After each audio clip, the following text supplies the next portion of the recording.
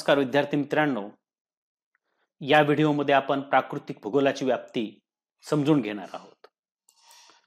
प्राकृतिक भूगोलाचा अभ्यास हा भूगोलाचा पायाभूत व मूलभूत स्वरूपाचा अभ्यास असल्याने प्राकृतिक भूगोलाशिवाय भूगोलाचे अध्ययन अशक्य आहे. पृथ्वीचं पर्यावरण प्राकृतिक निसर्गतः बदल दर्शविते. त्याचबरोबर बदलाचे परिणाम जीवसृष्टीवर तसेच मानवी कार्यावर मोठ्या प्रमाणात दिसून येतात. प्राकृतिक घटक व मानव यांचा जवळचा संबंध आहे. प्राकृतिक भूगोलात मृदावरण, वातावरण, जलावरण, जीवावरण या उपघटकाचा समावेश आपण करत असतो. प्रामुख्याने ही चारही जे आवरण आहेत याच्यातील परस्पर संबंध, परस्परावलंबन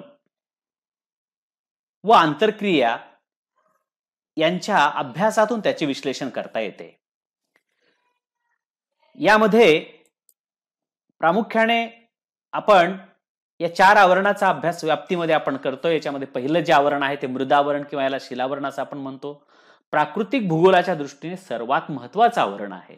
मृदावरण म्हणजेच शिलावरण. यामध्ये पृथ्वीचे अंतरंग, खडक, त्याचे प्रकार, त्या खडकांची निर्मिती, विदारण प्रक्रिया, महासागर, खंड, पर्वत, पठाराची निर्मिती, पर्वताची निर्मिती, भूरूपे, वेगवेगळ्या प्रकारची भूरूपे, ज्वालामुखी, भूकंप, अंतर्गत शक्ती, नदी, हिमनदी, वारा, सागरी लाटा, बहिर्गत शक्ती मुळे निर्माण होणारी अनेक प्रकारची जी भूरूप आहेत, या संबंध घटकाचा अभ्यास आपण या मृदा आवरणामधून करतो.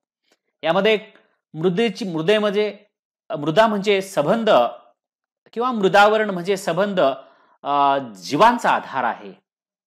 कारण मृदेशिवाय कुठलीही वनस्पती स्वतःचं अन्न स्वतः निर्माण करू शकत नाही आणि संबंध वनस्पती सोडल्या तर बाकी सगळे जे जीव आहेत हे सर्व जीव या वनस्पतीवर अवलंबून आहेत, परजीवी आहेत. म्हणून मृदावरण हे सजीवाच्या दृष्टीने अत्यंत महत्वाचं आवरण आहे. म्हणून मृदावरणाचा अभ्यास केल्याशिवाय प्राकृतिक भूगोलाच्या व्याप्तीचा अभ्यास शक्य नाही. यानंतरचं आवरण आहे ते म्हणजे वातावरण. पृथ्वीच्या भोवती असणाऱ्या हवेचे आवरणच आपण वातावरण म्हणतो. वातावरणाचा अभ्यास हवा, हवामान, वातावरणाची घटना. आता हवा म्हणजे काय, हवामान म्हणजे काय, यातला जो फरक आहे हा महत्वाचा फरक आपण वातावरण या शाखेमध्ये वातावरणापासून निर्माण होणारी जी शाखा आहे ती म्हणजे हवामानशास्त्र या शाखेमध्ये आपण करतो.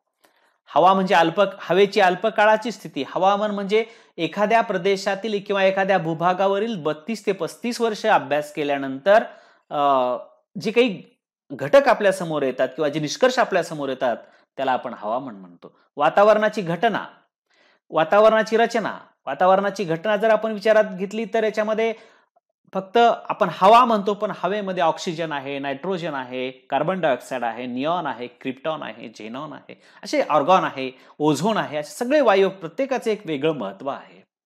ऑक्सिजन सर्व प्राणीमात्राला श्वसनासाठी उपयोगी पडतो. कार्बन डायऑक्साईडच्या माध्यमातून वनस्पती प्रकाश संश्लेषण क्रियेद्वारे आपलं स्वतःचं अन्न स्वतः तयार करतात, कार्बोदके तयार करतात. त्यालाच आपण फोटोसिंथेसिस किंवा प्रकाश संश्लेषण क्रिया आपण म्हणतो. रचना, वातावरणाचे ते थर आहेत. याच्यामध्ये तपांबर आहे, तपस्तब्धी आहे, असे जे काही थर आहेत वातावरणाचे, हे थर, ओझोनांबर असे जे थर आहेत, या थराचा आपण अभ्यास आपण यामध्ये करतो. वातावरणीय आपत्ती, उदाहरणार्थ वादळे असतील, चक्रीवादळे आहेत, समुद्रावर येणारे वादळे आहेत किंवा जमिनीवर येणारी वादळे आहेत, हिमवादळे आहेत, अशा अनेक प्रकारच्या आवर्ताचा, प्रत्यावर्ताचा आपण अभ्यास यामध्ये करतो. प्राकृतिक भूगोलामध्ये आपण अभ्यास करतो. वातावरणात घडणाऱ्या ज्या अनेक प्रक्रिया आहेत याचा परिणाम पृथ्वीवरील सर्व सजीवावर होतो.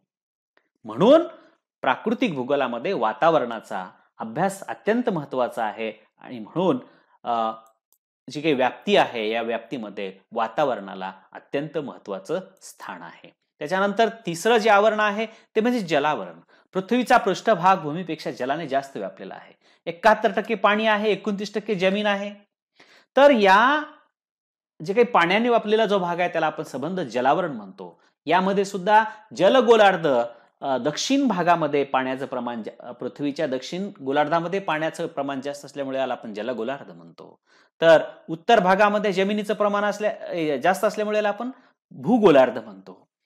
त्याचबरोबर हे जे काही 4 महासागर आहेत, या महासागराची तळरचना काय आहे, सागरी जलाचे गुणधर्म काय आहेत, सागर जलाची क्षारता म्हणजे काय, प्रत्येक ठिकाणी क्षारता सारखी नाही, मग का नाही, सागरी प्रवाह नेमके कशामुळे तयार होतात, सागर जलाचे तापमान प्रत्येक ठिकाणी कशा प्रकारचं आहे, त्याचं क्षितिज समांतर वितरण कसं आहे, उभं वितरण कसं आहे, या संबंध घटकाचा आपण अभ्यास या जलावरणामध्ये करतो. आणि हा भाग प्राकृतिक भूगोलाच्या व्याप्तीचा भाग आहे आणि अत्यंत महत्वाचा भाग आहे.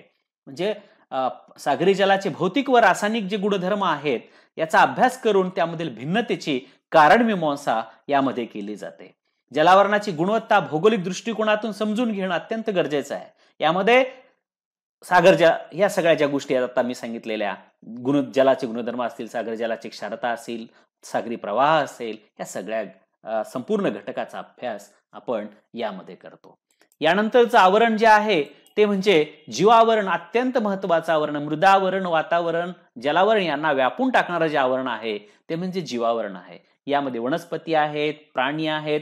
म्हणजे या जीवावरणामध्ये अगदी डोळ्याला न दिसणाऱ्या सूक्ष्म जीवाणू विषाणू पासून ते संबंध प्रचंड मोठ्या आकाराच्या हत्ती एवढ्या किंवा व्हेल माशा एवढ्या किंवा देवमाशा एवढ्या सगळ्या ज्या काही मोठ्यातल्या मोठ्या प्राणी आहेत, ते मोठ्यात मोठ्या वनस्पती आहेत, या संबंध घटकाचा अभ्यास यामध्ये आपण करतो. वनस्पती, प्राणी यांचा अभ्यास आपण करतो.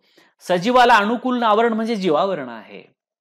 आणि पृथ्वीवरील जैविक व अजैविक घटकांचा एकमेकावर जो काही परिणाम होतो त्याचा अभ्यास प्राकृतिक भूगोलामध्ये आपण करतो.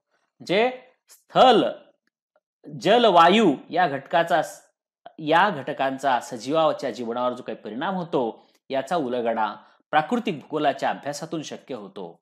जीवावरणात प्राणी, वनस्पतीचे प्रकार, त्याचे प्रादेशिक वितरण, त्यांच्या असमान वितरणास कारणीभूत ठरणारे घटक, त्याचे आर्थिक महत्व इत्यादी घटकाचा आपण अभ्यास यामध्ये करत असतो. आणि म्हणून वरील सर्व घटकाचा अभ्यास प्राकृतिक भूगोलामध्ये केला जातो. म्हणून प्राकृतिक भूगोलाची व्याप्ती मोठी आहे. धन्यवाद.